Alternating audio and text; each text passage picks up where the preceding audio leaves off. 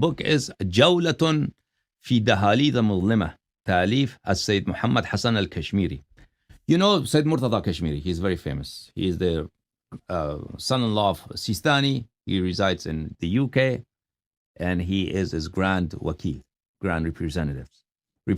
And he, enormous amount of resources he has because he is the son-in-law of Sistani. That's his brother, Murtaza. Muhammad house. Yeah.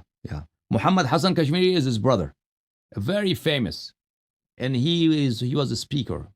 Now he's very old. He doesn't probably give speeches, but from the early 1960s, 70s, he was a public speaker since that time in the 1980s, 1990s. He was a speaker.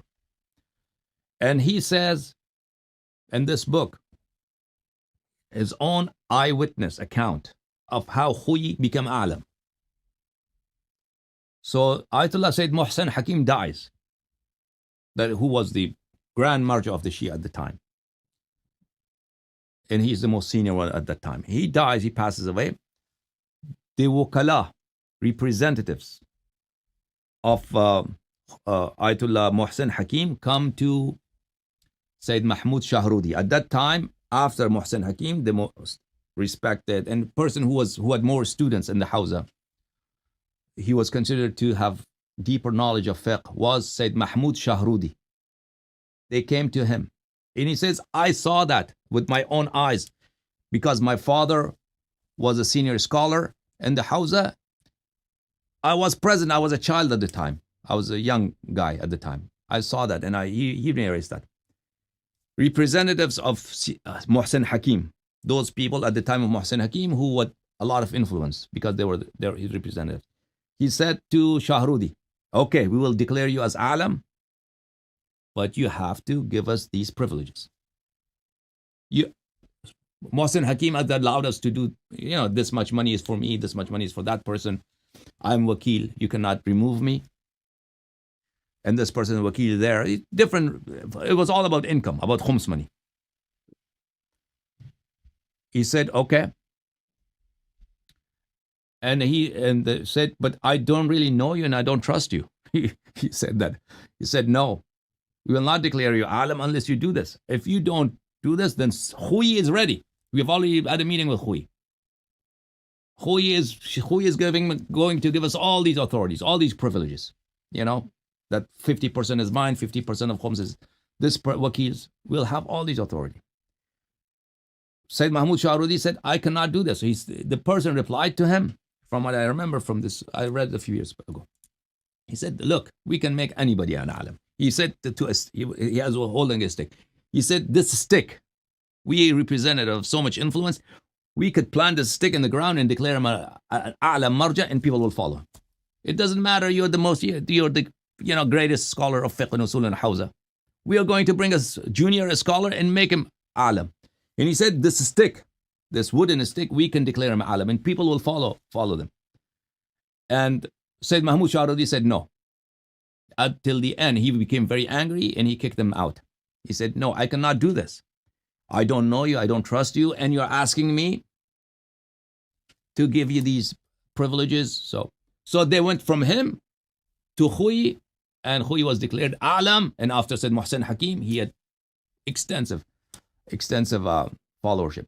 So this thing that you follow whoever is alam, this is not a hadith. Of course, taqlid doesn't have any hadith, anything. And how do you declare alam? When I was in Najaf al-Ashraf, and I met a lot of scholars, right?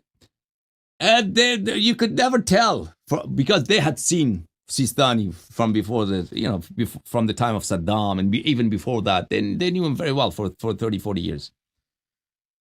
And there was no way these guys could tell Sistani was alam. Sistani was the more knowledgeable one. When I was in Qom, people who had different seen Marjaiyyah, you talk to them, and when you ask their honest opinion, they were very difficult for them to say who was the most knowledgeable one. Sistani or Wahid Khurasani or Sheikh Jawad Tabrizi. It was difficult for them, even them. And it was not, it was difficult to establish those things. Because who is more knowledgeable? Who knows? What do you mean more knowledgeable? More information? to be cleverer, knowing more, having read more books. Even that is not defined. So at any rate, in practice, because there are many people who aspire to be a marja. If you go to Hawza, many people who would love to become marja.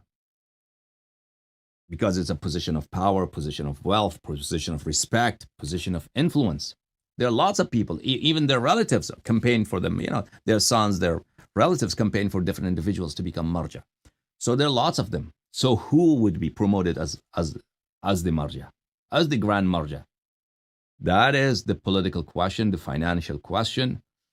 That is when whoever is going to satisfy the financial needs of the previous marjas wakils, he will be declared marja. Ayatollah Sistani became marja not because he was the most knowledgeable one, no, because Sayyid Taqi Khui, he was this. At the end of his life, Ayatollah Khui had become very weak, and everything was run in his office. All his activities were overseen by his son, by his younger son, Sayyid Taqi Khui. And Sayyid Taqi Khui, from what I've heard, was not a very God-fearing person. And he was worried that after his father, he will become a nobody.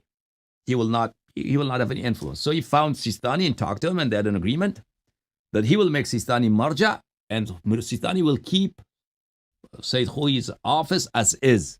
Sayyid Taqi Khui as is, as the financial center of Shia world. And that was the agreement. And so Sayyid Taqi Khui declared Sistani. Otherwise, Sayyid Taqi Khui, there were so many other senior people than Sistani. Sayyid Abdul Ala Sabzawari was there. There were other individuals there.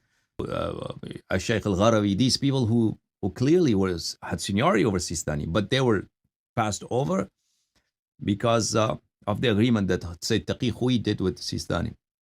But little Sayyid Taqi Khui knew that he himself would be killed. So Saddam killed Sayyid Taqi Khui.